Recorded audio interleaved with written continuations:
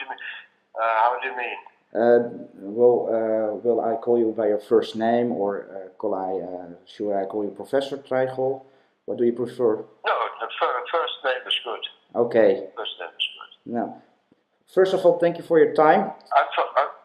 Unfortunately, I'm in the mountains at the moment. Okay. So my internet is very weak. Yes. And so we can't do a video. Okay. It's not by video, I understand. I'm recording it for an audio file. That's also okay. Yeah. So if it's okay, I'd like to start with the interview. Okay. Yeah. First of all, can you introduce yourself, who you are and what your specialty is? Well, I'm one of the directors of the Institute of Communication and Leadership in Lucerne. Mm-hmm. And there I deal with a combination of leadership, communication, and culture. Yes, and that exactly therefore I'm contacting you because we are doing an extra minor for our study, and we're now studying for cross-culture business skills, and we're writing a book about that. And I have three subjects I'd like to ask you questions about: the leadership, hierarchy, and empathy in Swiss.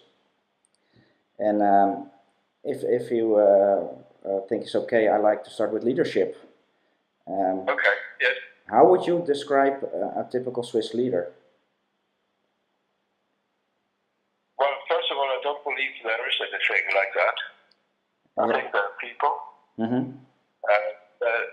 individuals, and individuals in groups influenced by culture.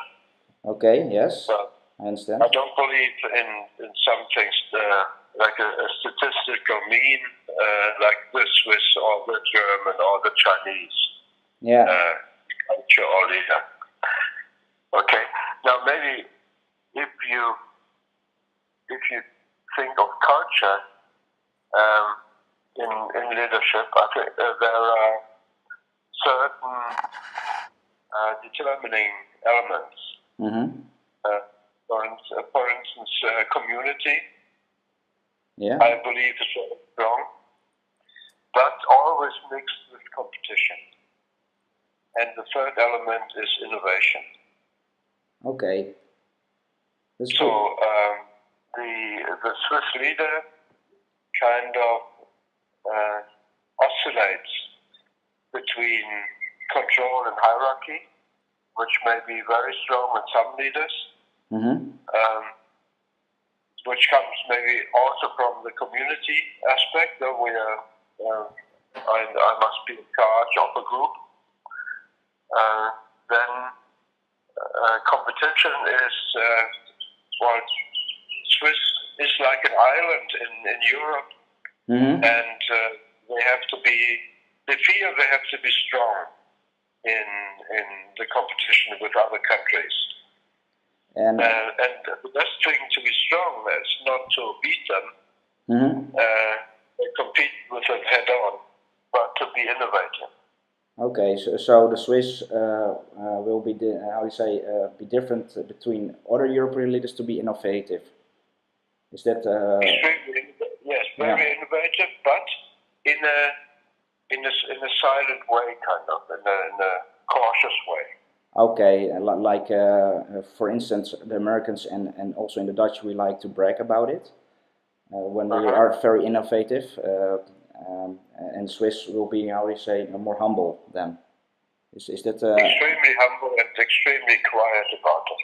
Okay, that gives a good perspective. I didn't look the way to the Swiss that way. Is there also a difference between the German, French, and Italian-speaking Swiss? Are there differences about the humbleness there? Yes, I think so. At least, well, again, I wouldn't say the German leaders, but one of the elements in German culture is that people tend to be louder. Okay. and quicker when it comes to speaking out. Okay. So they always believe that the Swiss don't know what they want to do. Mm-hmm. The Swiss really are just quieter and are not always the first to speak. Okay.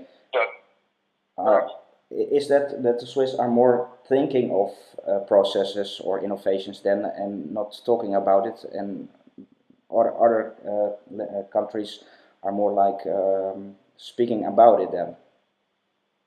Yeah, thinking about it, but also thinking about their place in the group. Okay. So you don't. It's not really good to stand out. Okay. Like the Germans or maybe more the Americans want to do. Okay. That gives me a great perspective. I had another question. What does the co-workers expect from a good leader in Switzerland? You already mentioned to be strong and to be innovative. Are there other things where? But strong in a group way. Strong. They expect the leader to look after the group. Okay. And not only after himself. Okay. Or herself. So it's more like how you say a leader who works together with his group. Or yes, he's clearly the leader, or she, of course. Yeah. But they work together with a group to build something that is new, or something that is stable, or something that is valuable. Okay, and they are working for a long-term relationship with the group then? Can I do I understand that? I think that's the expectation. Of course, there are changes like in any other culture. Okay, cool. It's, well, I have read a lot about the Swiss leadership and how the Swiss cooperate together. And I didn't expect this to hear. So it's a good insight. When is a Swiss leader successful? Can you say that again, please? Okay. I couldn't hear you. Yes. I'm sorry. I was wondering when a Swiss leader is successful in the eye of his co-workers.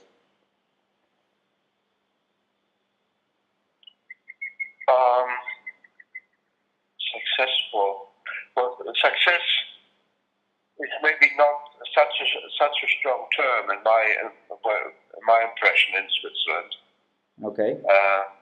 Of course, you have to be successful, but it's not the first thing that I believe co-workers would think of when they think of the leader. Mm-hmm.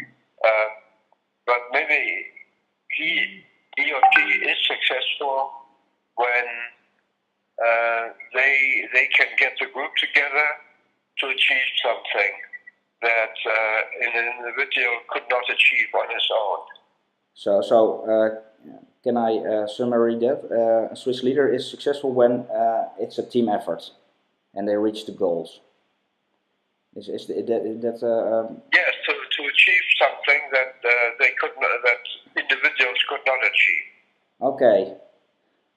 So achievement is very important. Mm-hmm. But it's not the same as success when I think of other countries that I know. And I'm wondering, because we're now in an area, how we can describe the Swiss, like more task-oriented, or are they more on the relation at work? Depends. They can be both. Depends very much on the situation. And can you give from each an example? I think when they have the challenging task to do, mm-hmm. they're extremely task orientated. They want to do something that's good. Mm-hmm. Now, I always meet people who are very proud of some good task-related achievement. But at the same time, they want to feel good about it. I'm feeling good for them, and my experience, means very much to be together with other people. Okay. It's a balance very often, but a balance that it's this way or that way, depending on the situation. Okay. Thank you for that answer. I'd like to talk to you about hierarchy. I have now enough answers for leadership. How is hierarchy generally organized in Switzerland? And what I mean is how big is the power distance between the co-workers and the direction? Hierarchy is quite strange. People don't believe that there should be so much hierarchy in the cultural way, but the hierarchy is very clear and very strict in many cases. Okay. So the boss is the boss. Okay. But the boss should be a good boss. Okay. And can a co-worker, when he has a problem, any kind, walk into the office of the boss to discuss the problem? Is that normal to do? No, it's probably. Well, I don't know. The Swiss, the way I see the Swiss, they're not. You can't say it's either or. Okay. I think it depends very much again on the people. There are bosses that are very reserved about this and detached, but it's not liked.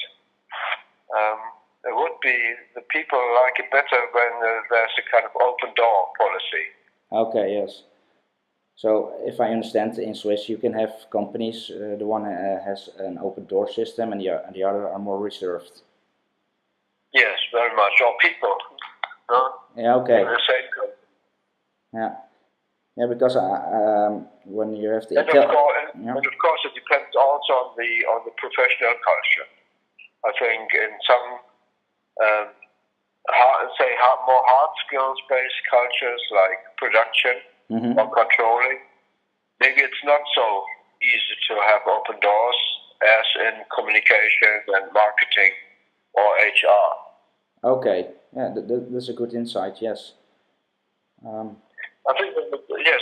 So just to make this clear, when I talk about culture, I think national culture is not so important. It is important, but not so important anymore as it used to be.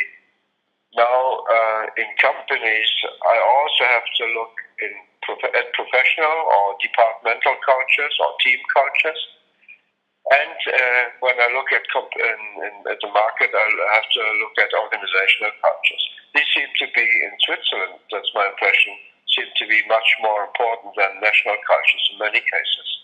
Okay, and has it also to do, because in Switzerland there are a lot of companies from all over the world, almost similar to the Netherlands? There are many expatriates.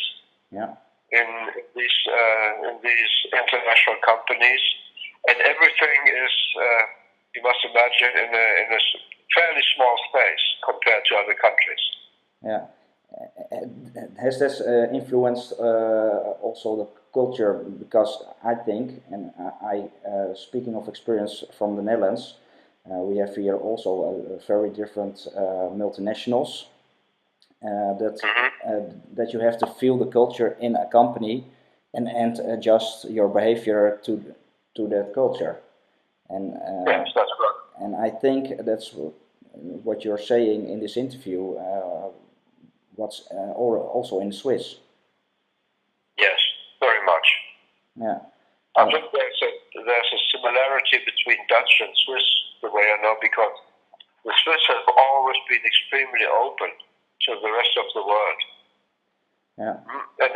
And at the same time, they were kind of secluded to live their own lives. So it was always a way of being open and being detached, a kind of pendulum going back and forth. Yeah, I was wondering, you mentioned that Swiss are very open. We're in Holland. I think we're also very open. But there's also a way when you close, because you're think. Yeah, that's right. Yeah, I was wondering when the Swiss close and close themselves to the other, when they are maybe don't feel like to talk because of the behavior of the other. Sorry. Sorry. This is maybe a difficult question. I'm just wondering when a Swiss are humiliated and think from, okay, I'm done with you, I'm not talking to you. That's the question. Well, first of all, they make quite a difference between professional and private lives. Okay. So when it's not so easy for many people to get to know Swiss in a personal or private situation. Mm-hmm. But when you're working, the private affairs are not easily disclosed. So that's when they are fairly detached. They don't expect people to ask about their private lives, is my impression very often. When you are friends with them and have got to know them better, then they are extremely friendly in a personal way. Mm-hmm. Okay, so there is a big difference on the work floor and outside of the work floor with the Swiss. That's what you say. I think so. Yes, I think so. Okay. So when you're an expat and you go working in the Swiss, it's hard to make friends with Swiss at work?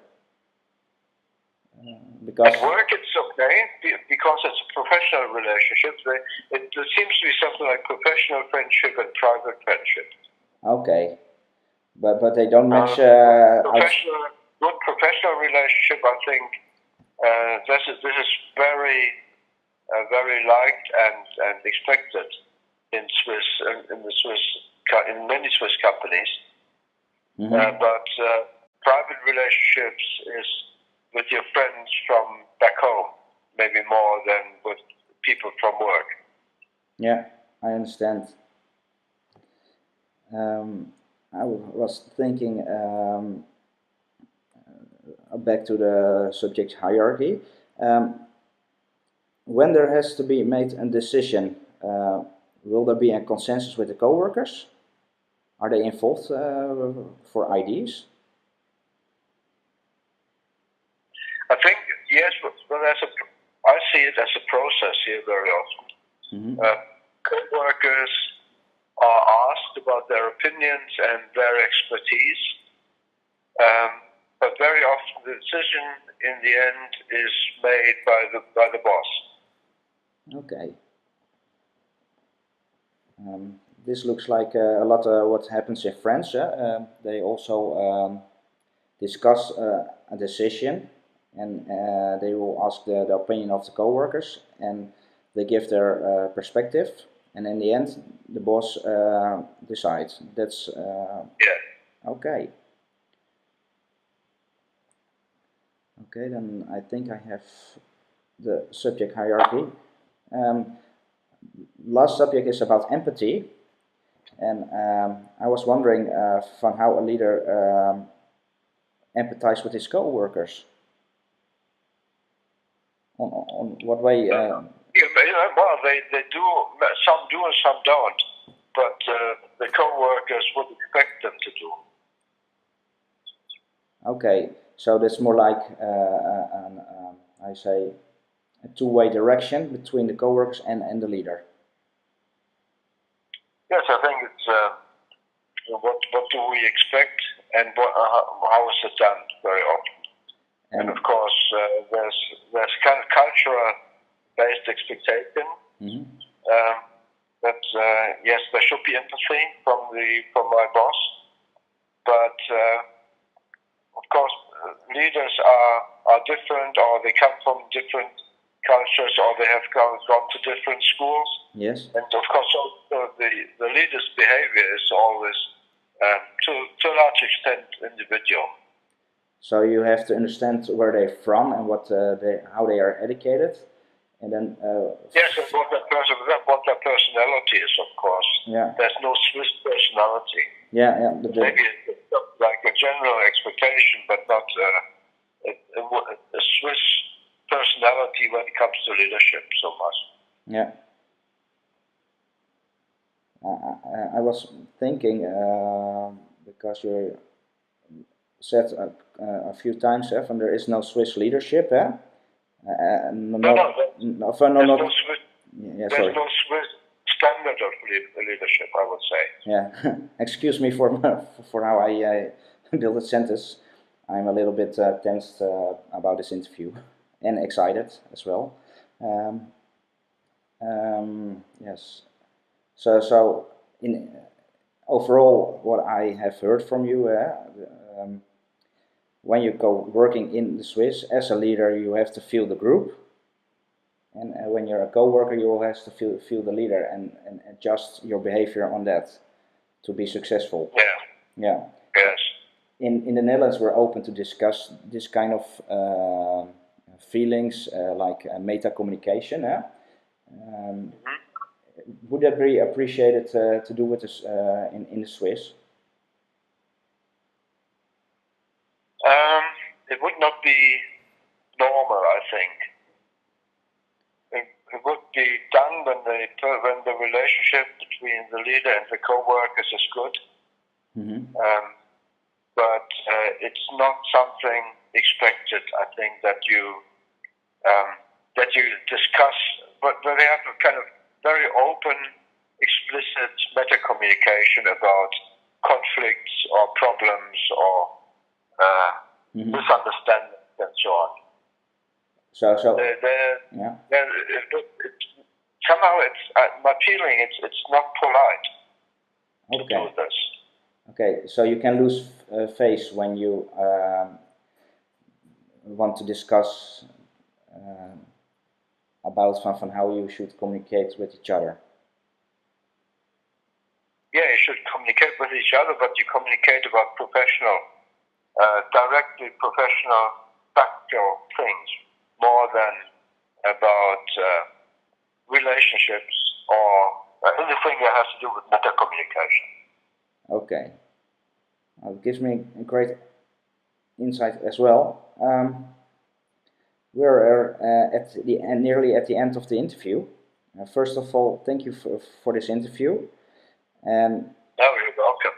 Yeah, and I was hoping, do you have maybe some research results about leadership in Switzerland that helps us for our sorry, somewhat. What did you say? I was wondering, because it's your specialty, cross culture and leadership. I was wondering, maybe you have any research results you could share with us. And not about national culture. No, I don't do that. Okay. And I don't do research very much in a I would say empirical or statistical way. I work with many people in many companies, and this is really my kind of action-based research. Okay. Then it's okay. With this interview is very valuable to us also for the book. What I can offer you, I wrote an article about diversity leadership. Yeah. That was published, I think, last year in the book on leadership and culture and diversity. And there maybe you can see some of my thoughts, what I believe is important. I can send you that. Oh, that will be great. That article. Yeah. Or make a reference to the book. If you send me an email, then I can send you the reference or the article next week. Okay.